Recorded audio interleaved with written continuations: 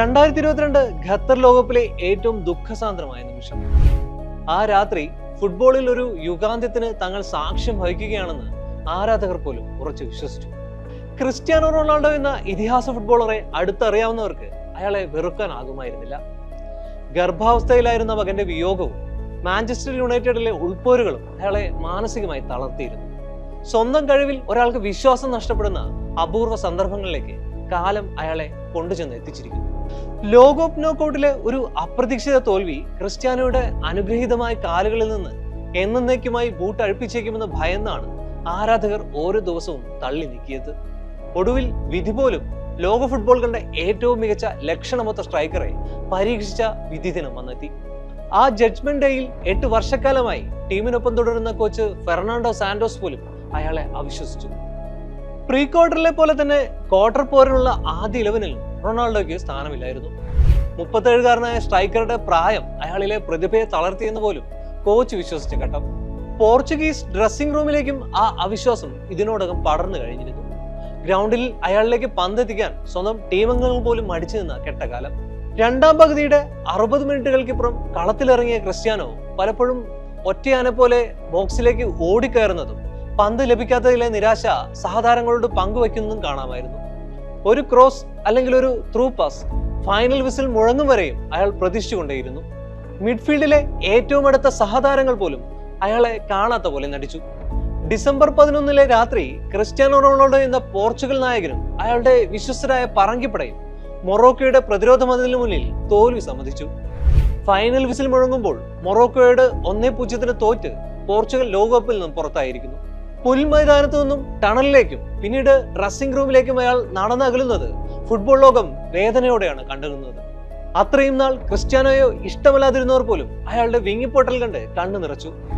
അതുവരെ ദോഹയിലെ Al Thumama സ്റ്റേഡിയത്തിന് മുകളിൽ തളം കെട്ടി നിന്നിരുന്ന ദുഃഖത്തിന്റെ കാർമേഘങ്ങൾ പോർച്ചുഗീസ് ആരാധകരുടെ കണ്ണീരായി പെയ്തിറങ്ങാൻ അധികം സമയം വേണ്ടി വന്നില്ല. അത് ലോകം വിഴുങ്ങുന്ന സുനാമി പോലെ കണ്ണീർ കടലായി പരിണമിക്കുകയും ചെയ്തു.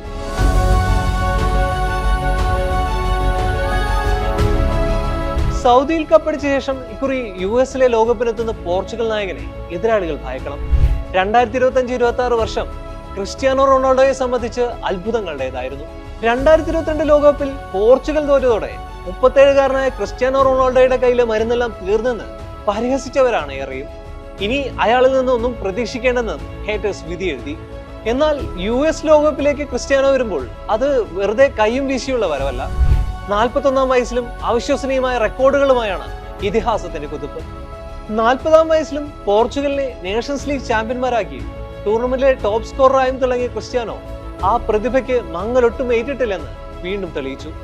പുതിയ കോച്ച് ജോർജ് ജീസസിനൊപ്പം ചേർന്ന് ക്രിസ്ത്യാനോ 7 വർഷത്തിനപ്പുറം അൽ നസറിനെ വീണ്ടും സൗദി പ്രോ ലീഗ് ജേതാക്കളാക്കി.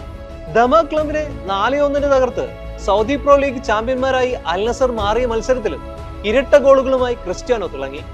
84 പോയിന്റോടെ 2ാം സ്ഥാനത്തെത്തിയ അൽ ഹിലാലിനെ വെറും 2 പോയിന്റ് വ്യത്യാസത്തിൽ പിന്നിലാക്കിയാണ് അൽ നസർ ലീഗ് കിരീടത്തിൽ മുത്തമിട്ടത്. കിരീടം നേടാൻ അറിയാത്തവനെന്ന പരിഹാസങ്ങൾക്കും സൈബർ ബുള്ളിയിങ്ങിനും ക്രിസ്ത്യാനോ ഈ പ്രായത്തിലും മറുപടി പറയുന്നത് കളിക്കളത്തിലെ അത്ഭുത പ്രകടനം കൊണ്ടുകൂടിയാണ്. ഏഷ്യയിലെ ഏറ്റവും മികച്ച ക്ലബ്ബുകളെ തിരിച്ചറിയാനുള്ള AFC കപ്പ് പോരാട്ടത്തിൽ റണ്ണറപ്പുകളായും ക്രിസ്ത്യാനോയുടെ ടീം തലയോർത്തി നിൽപ്പാണ്.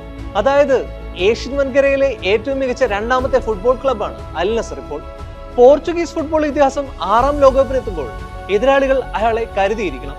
2 പതിറ്റാണ്ട് കാലം കൊണ്ട് അയാൾ കരിയറിൽ സ്വന്തമാക്കിയ പരിചയ സമ്പത്താണ് ക്രിസ്ത്യാനോയെ അപകടകാരിയാക്കുന്നത്. 35-ന് മുകളിൽ മേജർ കിരീട നേട്ടങ്ങളും 973 ഗോളുകളും 5 ബാലൻ ഡിയോർ പുരസ്കാരങ്ങളും അയാളുടെ ഫുട്ബോൾ യാത്രയെ സമാനതകളില്ലാത്ത ഒന്നാക്കി മാറ്റുന്നുണ്ട്. ലോകത്തെ ഏറ്റവും മികച്ച 5 ക്ലബ്ബുകൾക്കൊപ്പം അയാൾക്ക് തന്റെ സ്വപ്ന സമാനമായ കരിയർ തുടരാനായി. 2002-ൽ പോർച്ചുഗീസ് ക്ലബ്ബായ സ്പോർട്ടിംഗ് ലിസ്ബണിനൊപ്പം തുടങ്ങിയ ക്രിസ്ത്യാനോയുടെ ഇതിഹാസ തുല്യമായ ഫുട്ബോൾ അധ്യായം പിന്നീട് 2003-ൽ മാഞ്ചസ്റ്റർ യുണൈറ്റഡിനും 2009-ൽ റയൽ മാഡ്രിഡിനും 2018-ൽ യുവന്റസിനും പിന്നീട് 2023-ൽ അൽ നസറിനുമൊപ്പം വളർന്നു വികസിച്ച് ഈ 41-ാം വയസ്സിലും ലോകത്തെ ഏറ്റവും പ്രതിഫലം പറ്റുന്ന ഫുട്ബോൾ താരമായി റൊണാൾഡോ തുടരുന്നുണ്ടെങ്കിൽ അത് അയാളുടെ കഠിനാധ്വാനത്തിനുള്ള പ്രതിഫലമാണ്, അയാളിലെ ഇതിഹാസത്തിനുള്ള സമ്മാനമാണ്.